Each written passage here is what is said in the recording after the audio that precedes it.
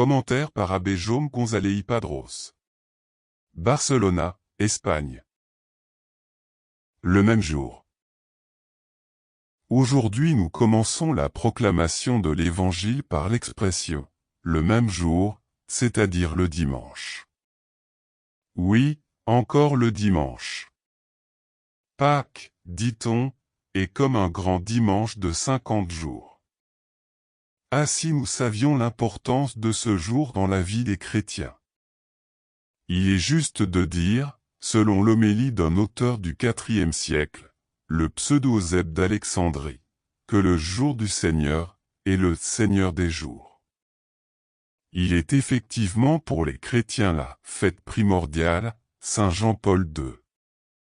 Le dimanche, pour nous, est comme le sein maternel, le berceau, la fête, le foyer et aussi l'encouragement missionnaire. Ah si nous entrevoyons sa lumière et sa poésie. Alors, nous dirions comme ces martyrs des premiers siècles, nous ne pouvons vivre sans le dimanche. Mais quand le jour du Seigneur perd de son relief dans nos vies, le Seigneur du jour s'éclipse aussi et nous devenons si pratiques et sérieux que nous n'accordons crédit qu'à nos projets, nos plans et nos stratégies. Alors, même la liberté avec laquelle Dieu agit nous est un motif de scandale et d'éloignement.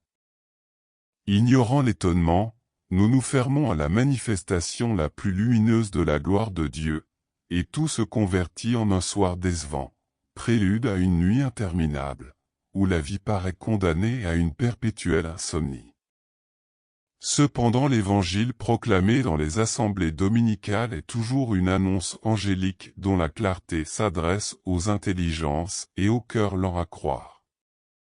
Aussi est-elle suave, et non pas violente, car sinon, plus qu'illuminée elle nous aveuglerait.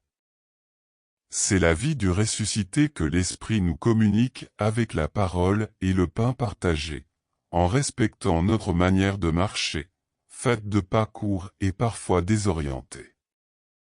Chaque dimanche rappelons-nous que Jésus entra pour rester avec eux, avec nous. Chrétien, l'as-tu reconnu aujourd'hui?